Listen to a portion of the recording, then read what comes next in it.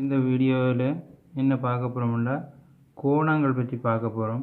கோணத்தில் செங்கோணம் உண்டா என்ன, கூர்ங்கோணம் உண்டா என்ன, விரிகோணம் உண்டா என்ன, பின்பலை கோணம் உண்டா என்ன, இது சம்மந்தமாக தான் பார்க்க போகிறோம். முதல்ல செங்கோணம் உண்டா என்னென்று பார்ப்போம். இரண்டு கோடுகள் ஒன்றுக்கொண்டு செங்குத்தா, இந்த ஒரு கோடும் இந்த ஒரு கோடும் ஒன்றுக்கொண்டு செங்குத்தா, இந்த கோணம் 90 பாகையாக செங்குத்தாக இருந்தால் 90 பாகையாக இருந்தால் இதை சொல்கிறது செங்கோணம் உண்டு. இதை சொல்கிறது செங்கோணம் உண்டு. அடுத்தது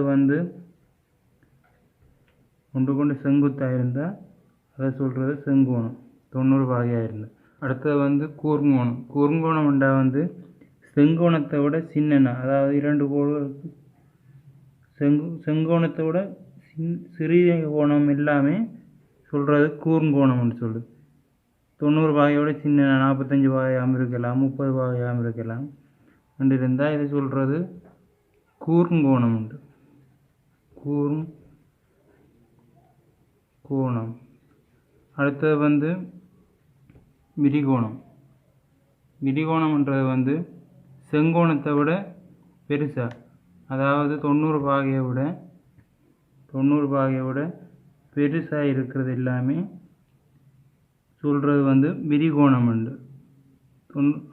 120 பாகை, அதாவது 90ஓட கூட 100 பாகை எத்தனையாக இருந்தாலும் அது சொல்கிறது விரிகோணம் உண்டு. அடுத்தது பின்பலை கோணம். பின்பலை கோணம்ண்டா அது கூர்ங்கோணமாகவும் இருக்கலாம், விரிகோணமாகவும் இருக்கலாம். அதின் பின்பக்கத்தால் அளக்கிற கோணம் சொல்கிறது பின்பலை கோணம் உண்டு. இப்போ இது 30 பாகையாக இருந்தால் இது பின்பக்கத்தால் அளக்கிறது பின்பலை கோணம். இந்த பக்கம் இதை அளந்தால் இந்த கோணம் கூர்ங்கோணம். இந்த பக்கம் அளந்தால் அது சொல்கிறது பின்பலை கோணம் உண்டு. இதையும் இந்த பக்கம் அளந்தால் சொல்கிறது பின்பலை கோணம் உண்டு. அதே சமயம் இந்த விரிகோணத்தையும் பின்பக்கத்தால் அளக்கும்போது அதை சொல்கிறது பின்பலை கோணம்னு சொல்கிறது. அதாவது நாங்கள் அளக்கிற கோணம் 180 பாகையோட பெருசாக இருந்தால் அது அனைத்துமே நாங்கள் சொல்கிறது பின்பலை கோணம் உண்டு.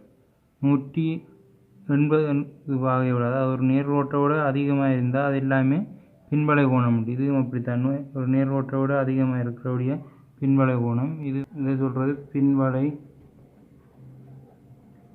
கோணம். பின்பலை கோணம்னு சொல்கிறது.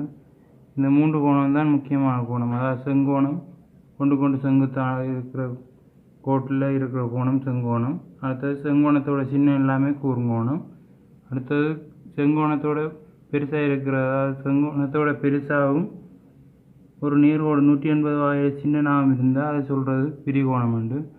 அதே சமயம் 180 பாகையோட கூடவாக இருந்தால் அது எல்லாமே பின்பலை கோணம்னு சொல்கிறது. இதை வச்சுக்கொண்டு ஒரு நேர்கோட்டின் கோணம் 180 பாகை வேண்டும். ஒரு புள்ளியை சுற்றியுள்ள கோணம் 360 பாகை கோணம். ஒரு புள்ளியை சுற்றியுள்ள கோணம் 360 பாகைன்னு சொல்கிறது. இதை வச்சுக்கொண்டு இரண்டு கோடுகளுக்கு நடுவே ஒரு குறுக்கோடு வெட்டும்போது ஒத்த கோணம், ஒன்று விட்ட கோணம், நேய கோணம். அதே சமயம் முக்கோணிகள் நாற்கோணங்களின் கூட்டுத்தொகை 180 பாகை, புறக்கோணங்களின் கூட்டுத்தொகை 360 பாகை என்று நிறைய இருக்குது. இது சம்மந்தமாக அடுத்தடுத்து இதில் பார்ப்போம். ரெண்டு நிறைய இருக்குது கோணங்களில். முதல்ல அதில் பேசிக்காக இருக்கிறது இவ்வளோ தான்: செங்கோணம், கூர்ங்கோணம், விரிகோணம். அடுத்த ஒரு கோட்டின் கோணம் 180 பாகைன்னு, ஒரு புள்ளியை சுற்றியுள்ள கோணம் 360 பாகை. அடுத்தது முக்கோணங்கள் சம்மந்தப்பட்ட கோணங்கள், ஒத்த கோணம், ஒன்று விட்ட கோணம் நிறைய இருக்குது. ஓகே, நன்றி.